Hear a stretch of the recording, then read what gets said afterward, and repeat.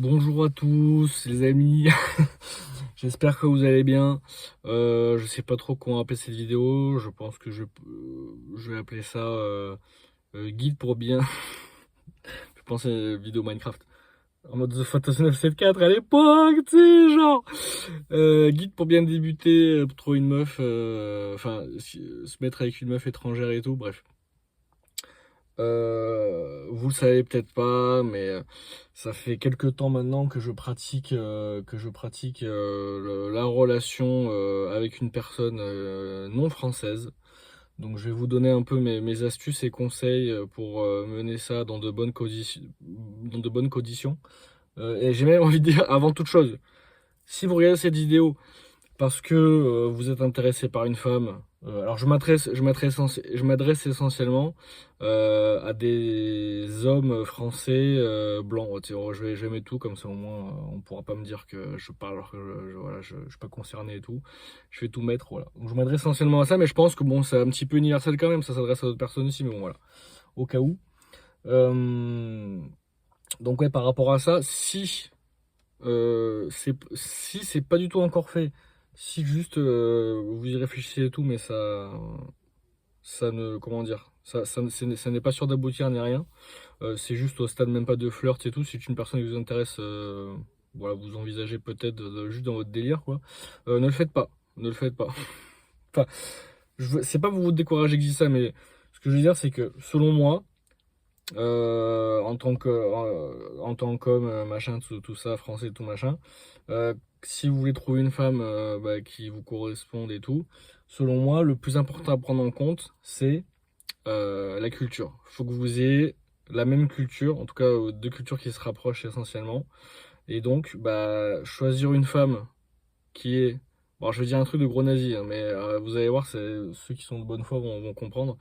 Euh, si vous prenez une femme du même pays que vous, si possible même qui est né dans la même région que vous, de la même couleur que vous et tout, en fait vous optimisez les chances qu'elle ait la même culture que vous, qu'elle ait les mêmes références et tout. Ça veut pas dire que les personnes qui vous ressemblent pas forcément, qui sont pas des mêmes endroits, ont pas les mêmes cultures que vous, ça peut marcher aussi. D'ailleurs, je pense qu'en un pays comme la France, tu vois, qui est quand même de plus en plus cosmopolite, alors en vrai, je sais pas comment ça va se passer dans le futur. Soit les gens de différentes ethnies et tout vont de plus en plus se séculariser. Moi, je maîtrise peut-être pas bien ce mot, peut-être séculariser. Enfin, soit les gens d'ethnies différentes vont encore plus rester chacun avec eux et tout, tu vois. Vont créer vraiment des groupes différents. Soit ces groupes vont se mélanger et il y aura une culture française que tout le monde aura plus ou moins. Donc je sais pas comment ça va se passer. Mais pourquoi je disais ça? Ouais, moi par exemple, qui suis né dans le sud de la France, très certainement, je pense que j'ai une culture beaucoup plus proche, par exemple, d'une femme qui est née en Espagne, tu vois. Parce que voilà, dans le sud de la France, on boit à peu près la même chose, on mange la même chose. Il y a des cultures. Bon, moi je suis vegan maintenant, mais bon, il y a la culture taurine, tout ça. Donc il y a plein de trucs que je peux retrouver chez une femme espagnole que potentiellement je ne retrouverais pas chez une femme française du Nord, tu vois. Donc c'est pour ça que des fois les proximités géographiques, même si c'est pas le même pays, mais que c'est assez proche, des fois on peut avoir la même culture et tout. Mais par rapport à ce truc de trouver une personne qui vient de la même ethnie que toi et tout, machin, tout ça, je sais pas si ça va se vérifier encore dans le temps. Comme j'ai dit, je pense après c'est du cas par cas. Donc moi je me baserai pas essentiellement sur ça. Parce que maintenant, avec les moyens de locomotion et tout, des fois, maintenant, tu as des familles qui sont là depuis 5 générations en France et qui ont la même culture que toi. Et t'en as qui sont là depuis super longtemps, mais qui, de par le mouvement géographique qu'ils ont fait, n'ont plus du tout la même culture que toi. Et pourtant, ils te ressemblent et ils sont issus de la même souche européenne, ce que tu veux. Enfin bref, je suis parti dans tous les sens, mais en gros, ouais, c'est ça que je voulais dire. Mais quand même, quitte à choisir, oriente-toi plutôt vers une personne qui te ressemble dans un premier temps, même si voilà, c'est pas selon moi le truc principal à prendre en compte. Pour moi, le plus important, c'est la culture. Donc, ceci étant dit, tu as quand même décidé de te mettre avec cette meuf, enfin, en tout cas de tenter le truc. Tu vois que ça arrive, ou en tout cas ça va commencer et tout. bah donc tu cherches quelqu'un qui va te conseiller, et finalement je suis la meilleure personne pour ça, puisque je pense être quelqu'un quand même d'assez vrai dans mes propos, d'assez objectif, détaché de toute émotion, et donc dans la vérité absolue quelque part. Et donc je vais te livrer mes conseils et astuces pour mener à bien cette aventure d'une vie, j'espère pour toi en tout cas. Donc tu as trouvé cette personne que tu penses avoir, que tu penses qu'il a plus de culture que toi, sauf que, sauf que, faut prendre encore. Alors je vais prendre le worst case scénario, qui est un peu mon cas, pour que bah, les choses qui te concernent, tu les prends, et les choses qui te concernent pas, bah bon, bah tu les prends pas, mais enfin, ou tu les prends en certaines parties et tout, mais voilà. Donc, tu es avec une personne qui est étrangère, donc qui n'est pas française et tout. Sur le coup, tu te dis, putain, c'est trop bien. Tu vois, l'exotisme et tout, c'est cool, c'est trop bien. Alors, ça a des côtés positifs, mais selon moi, ça a aussi beaucoup de côtés négatifs que tu peux tempérer, que tu peux prendre en compte et en fait les minimiser. Mais dans tous les cas, comme moi j'ai dit tout à l'heure, selon moi, faire, alors, moi j'ai pas forcément faire des enfants et tout, mais je veux dire faire union avec une autre femme, avoir une relation sereine et tout, faire famille plus tard, etc. et tout, ça serait toujours plus facile avec une femme euh, qui, euh, qui te ressemble, encore une fois, comme je dis, plus forcément de manière ethnique maintenant, avec le monde comme il est en 2025 ou plus, tu vois. Je sais pas quand tu regardes cette vidéo, mais en tout cas, qui te ressemble d'un point de vue culturel et tout ce que tu veux, tu vois. Religion, tout ça. La religion, super important, j'en parlais tout à l'heure, mais la religion, enfin, je mets ça dans la culture, mais c'est une très très grosse part de la culture, tu l'as compris, je pense. Donc, merde, je voulais dire quoi? Je suis perdu, putain, je fais des repas en arrière et du coup j'oublie ce que je veux dire.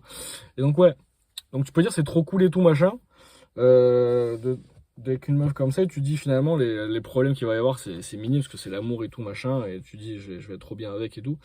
Mais selon moi il y a plusieurs trucs à prendre en compte que je vais t'exposer. Premier truc à prendre en compte dans la culture, qui selon moi, je vais prendre les deux plus importants selon moi, enfin il y en a d'autres, hein, mais je vais te dire les deux trucs les plus importants selon moi. Déjà, tu as la religion. La religion, c'est un truc super important. Tu peux te dire d'un pays à l'autre, pas très loin, c'est ok, tu vois, dans tous les cas, on a un peu la même culture et tout. Mais en fait, faut bien que tu te rendes compte que si tu te mets avec une meuf et que vous n'êtes pas tous les deux athées, ou alors si vous êtes religieux, vous avez la même religion, ça, ça change absolument tout en fait, tu vois. Je prends un exemple tout con, mais si toi t'es athée et que la meuf elle est chrétienne, bah, vous allez avoir des attentes différentes. Peut-être fonder une famille et tout, ça va être différent. Les relations, elles, comment ça va se passer, ça va être différent. En plus, et encore, et j'ai même envie d'aller là, si vous avez limite deux religions différentes, c'est pas mon cas, hein, mais je pense que ça va être encore plus dur. Donc c'est pas pour dire voilà c'est impossible, mais la religion, c'est un des plus gros aspects dans la culture d'une personne. C'est quelque chose qui conditionne quand même énormément ta vie. Alors après, ça dépend. T'as beaucoup de gens en France qui sont musulmans, chrétiens ou juifs, mais qui le sont un peu par héritage et qui en fait sont plus des déistes avec avec une tradition islamique ou chrétienne ou juive et tout, mais qui en réalité ne croient pas forcément en ce qu'il y a dans leur livre et tout, sont plus en fait des déistes, tu vois, qui croient en Dieu et qui ont quand même un petit peu bah, l'héritage familial, tu vois, qui prend et tout. Donc ça, à la limite, c'est pas trop dérangeant, tu vois. Mais faut que tu vois ça, faut que tu prennes un peu en considération, que tu te dises quelle est vraiment la position sur la religion de cette personne, tu vois, surtout par rapport à toi. Bah, si t'es athée, bah, en fait, dans tous les cas, si t'es différent, ça va t'impacter. Même si t'es chrétien et qu'elle est chrétienne, ou t'es musulman et qu'elle est musulmane, bah, si vous voulez, t'as des degrés différents. Tu vois, si juste toi, être chrétien, c'est juste, bah voilà, comme je t'ai dit, t'es déiste, tu crois en Dieu et c'est tout. Bah, c'est très différent d'une meuf qui est chrétienne orthodoxe ou tu vois, souvent dans les pays de l'Est où ils sont beaucoup plus chrétiens, tu vois, qu'en Europe de l'Ouest, tu vois. Enfin, chez les catholiques aussi, mais en France, tu vois, disons que la chrétienté c'est un peu plus tranquille, tu vois, on va dire. Bon, je dis des trucs comme ça, mais c'est pas tout le monde, tu vois, mais bon, bref.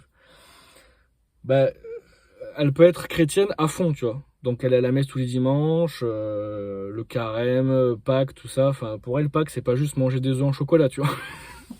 Enfin, bref. Donc tout ça, c'est à prendre en compte.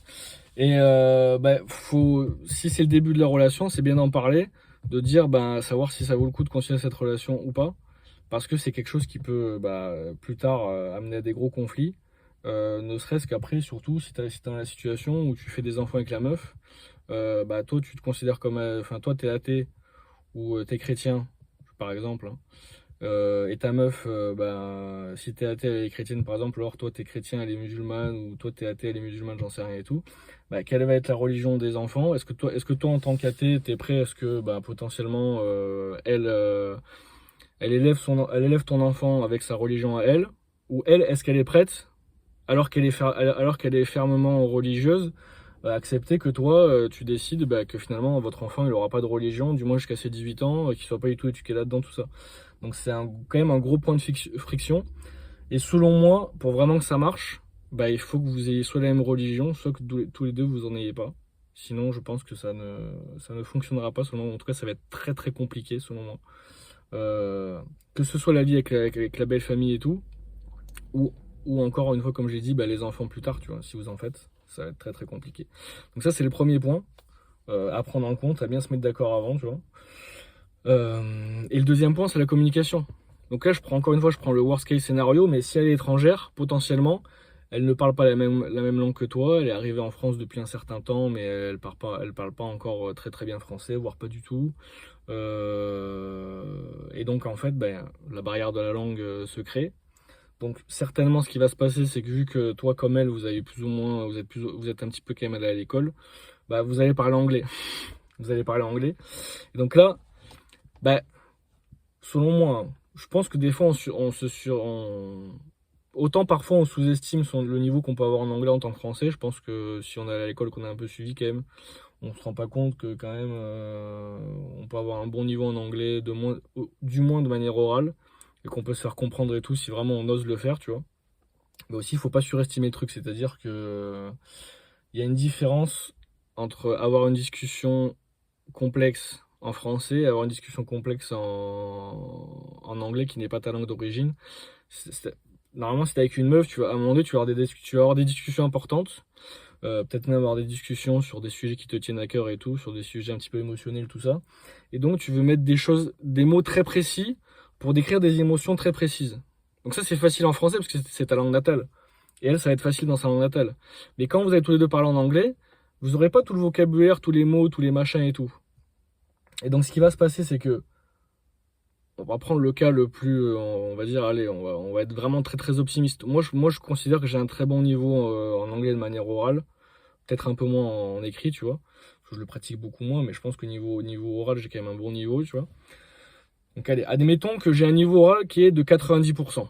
Enfin, ça veut rien dire 90%, mais je veux dire, j'arrive à retranscrire ce que je dis de manière 90% correcte. C'est-à-dire, entre ce que j'ai envie de dire et ce que je dis, c'est 90% précis. La meuf, quand elle va recevoir cette information que tu lui donnes, je parle comme si je parle dans un mode d'emploi, tu sais. Mais imaginons qu'elle le comprenne à 90% aussi, tu vois. Donc c'est-à-dire qu'entre toi ce que tu veux dire et elle ce qu'elle comprend, il y a 20%. Il y a 20% d'écart. Donc en gros, il y a 90%, il y a 80% du message qui est délivré. Donc sur des trucs comme, je sais pas moi, va chercher le pain. Bon, c'est pas très grave, tu vois.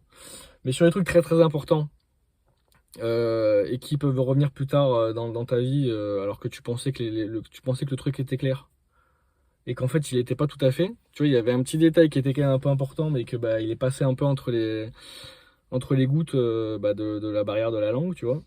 Ça peut être très compliqué. Ça peut créer de grosses,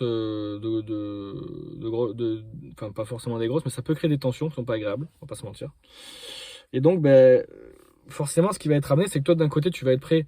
Alors, logiquement, c'est quand même là, je prends le cas où c'est toi qui es français et la meuf, du coup, est étrangère, elle vient chez toi, mais ça peut être aussi le cas où toi, tu vas vivre à l'étranger. Bon, là, c'est différent, tu vois, mais forcément, c'est un peu elle d'apprendre le français en priorité, tu vois, parce qu'elle arrive dans ce pays, elle est censée s'intégrer et tout, donc elle doit apprendre quand même la langue. Ça, c'est une chose. Et si elle le fait pas, bon, c'est un peu un red flag, on va pas se mentir.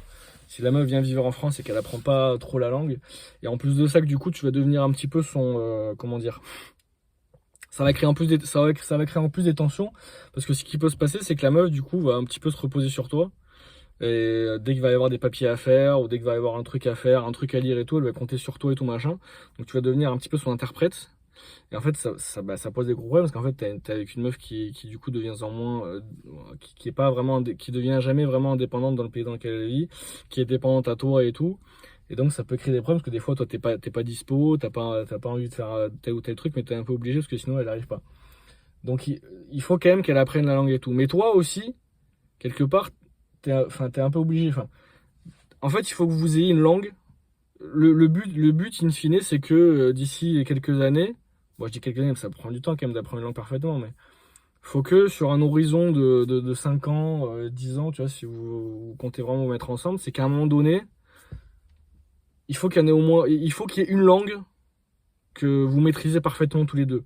Donc ça va être soit l'anglais c'est un peu con parce que bon, si vous, que vous ayez tous les deux un bon niveau d'anglais, c'est cool, mais dans l'idée, il faut qu'il y en ait au moins un, faut que tous les deux vous ayez au moins une langue native, qu'un des deux a, bah, que les deux maîtrisent. Je sais pas si c'est clair ce que je dis, mais qu'en gros, bah, soit toi soit elle apprend parfaitement le français, soit toi t'apprends parfaitement sa langue, et comme ça vous discuterez beaucoup mieux.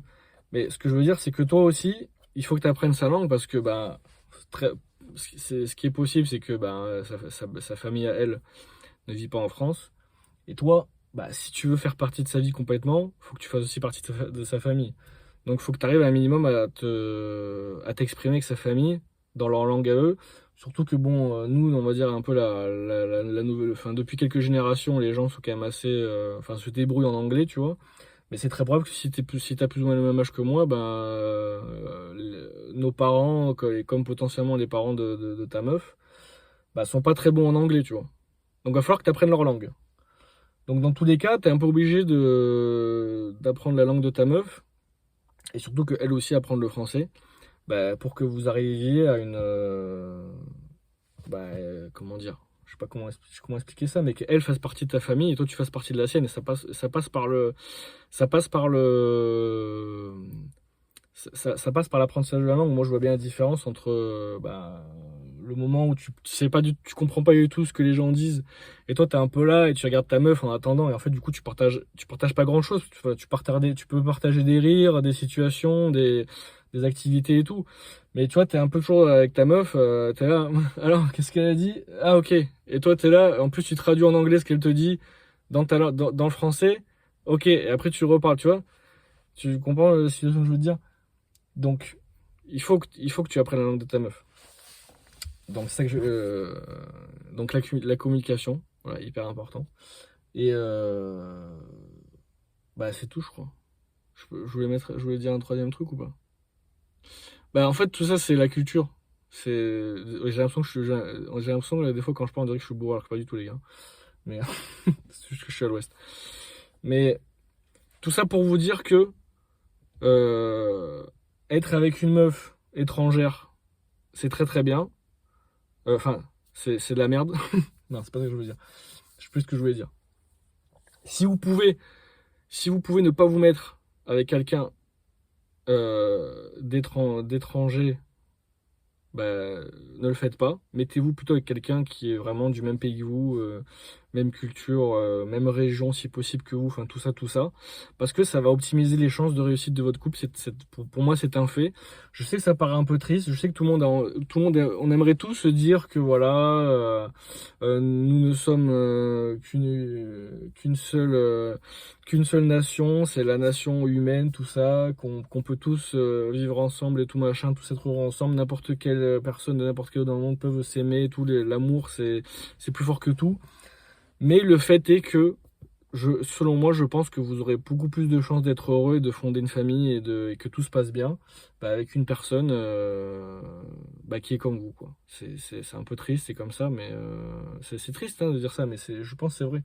Mais si les choses de la vie font que ben voilà, vous tombez amoureux d'une personne qui n'est pas française, bah, ça peut marcher. C'est beaucoup de travail. Mais in fine, si vous y arrivez, bah, c'est cool. C'est quand même cool.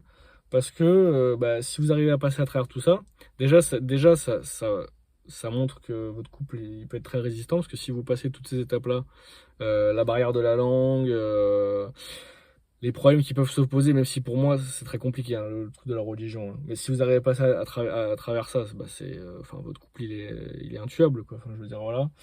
Si vous arrivez à passer à travers, j'ai oublié de parler de ça, la géographie, c'est-à-dire que cette femme qui va en France, j'ai oublié de parler de ça, c'est très important.